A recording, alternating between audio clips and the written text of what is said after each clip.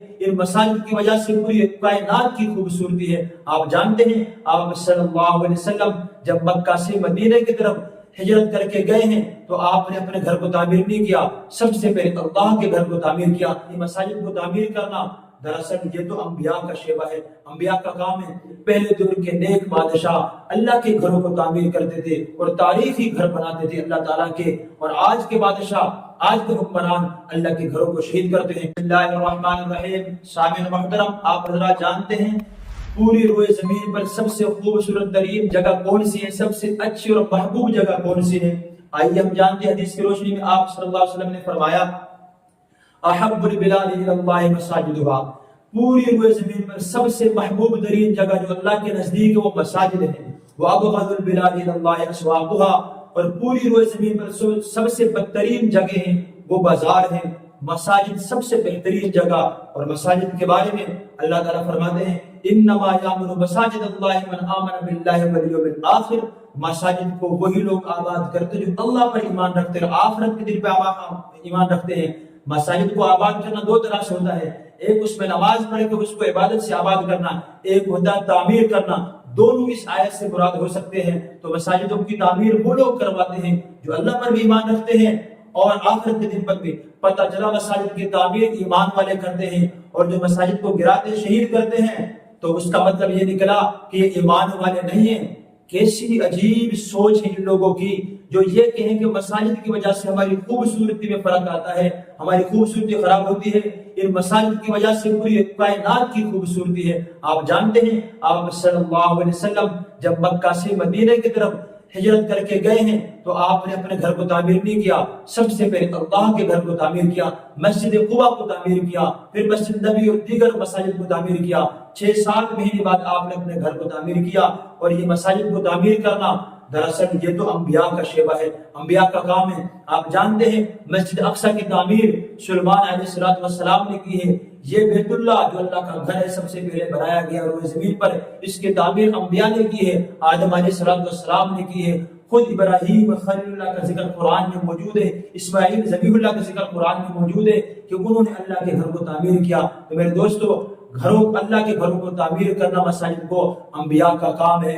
صحابہ کرام کے بھی عمر فاروق رضی اللہ تعالیٰ عنہ کے دور میں 4000 مساجد کو تعمیر کیا گیا۔ وہ تو صحابہ کرام تھے، ان کے بعد آپ آئے نا بعد والے لوگوں کو دیکھیں، نیک بادشاہوں نے بھی اللہ کے گھروں کو تعمیر کیا ہے۔ یہ آپ کے پاکستان کے اندر فیصل مسجد ہے، اس کو سعودیہ کا بادشاہ شاہ فیصل نے اس کو تعمیر کرا، انہوں نے خرچہ دیا۔ یہ بادشاہی مسجد یہ مغل خاندان کی بنی ہوئی ہے۔ پہلے دور کے نیک بادشاہ اللہ کے گھروں کو تعمیر کرتے تھے اور تاریخی گھر بناتے تھے اللہ تعالیٰ کے، اور آج کے بادشاہ، آج کے حکمران اللہ کے گھروں کو شہید کرتے ہیں، اور راتوں رات شہید کرتے تھے اتنی چالاکی کے ساتھ، اتنی پھرتی کے ساتھ کہ صبح جب اس کے نمازی امام آیا وہ گھر نہ ملا اللہ کا، اس کے جگہ پودے لگا دیے۔ اگر اتنا شوق ہے راتوں رات کوئی کام کرنے کا، اتنی پھرتی دکھلانے کا، تو پھر آپ راتوں رات کشمیر کو حاصل کیوں نہیں کر لیتے؟ پھر آپ راتوں رات ملک کی بیٹی آفیہ صدیقی کو کیوں نہیں رہا کراتے؟ اسی رہا کرائیں۔ اگر کوئی ایسا کام کرنا ہے اچنبے والا، راتوں رات والا، تو پھر آپ مہنگائی کو کم کر دیں، غریبوں کے گھر میں ایک رات کے اندر راشن کیوں نہیں پہنچاتے؟ جو کام کرنے کے ہیں انہیں چھوڑ دیا، اور جو کام کرنے کے نہیں ہیں انہیں اللہ کی دشمنی کو مول لیتے ہیں۔ پہلے ہی ہمارا ملک انتشار کا شکار ہے، غربت کا شکار ہے، قرضوں تلے دبا ہوا ہے، مزید اس کو اللہ کے عذاب کی طرف اور بلا رہے ہیں اور پریشان کرنا چاہتے ہیں۔ آپ کو پتہ ہے بہت سے لوگ یہ کہہ رہے ہیں کہ وہ تو غصب کی زمین تھی۔ یاد رکھیں وہ 90 سال پرانی مسجد تھی، وہ پاکستان سے پہلے کی بنی ہوئی تھی، اور 50 سال سے تقریباً وہ محکمہ اوقاف کے زیر اہتمام تھی۔ وہ اخراجات بھی، امام کی تنخواہ، مسجد کے اخراجات محکمہ اوقاف اٹھا رہا تھا۔ تو یہ تو سوال بنتے ہیں حکومت والوں پر، اور پھر یہ تو غصب شدہ بھی نہیں تھی، یہ تو پارک کی جگہ تھی، اور پارک مفاد عام کے لیے ہوتی ہے، عوام کی سہولت کے لیے ہوتی ہے، تو مسجد سے بڑی کوئی سہولت عوام کے لیے نہیں ہے۔ تو اس لیے میرے دوستو، ہم نے اللہ کے گھروں کو آباد کرنا ہے، ان کا ساتھ دینا ہے۔ اور مزید یہاں پر ان لوگوں کا منافق چہرہ بھی سامنے آ گیا جو دین کی بات تو کرتے ہیں، انتشار پھیلاتے ہیں، لیکن دراصل وہ دین کا کام نہیں کرتے۔ کہاں گے وہ لوگ جو اینکر ہیں، جو صحافی ہیں، علماء پر طنز کرتے ہیں، مدارس پہ طنز کرتے ہیں؟ کوئی میڈیا نہیں بولا، کوئی صحافی نہیں بولا، کوئی پارٹی، وہ کوئی بھی سیاسی پارٹی ہو، کوئی پارٹی نہیں بولی سوائے علماء کرام کے۔ وہ لوگ بولے ہیں، انہوں نے آواز اٹھائی ہے، انہوں نے مسجد کو دوبارہ سنگ بنیاد رکھا ہے۔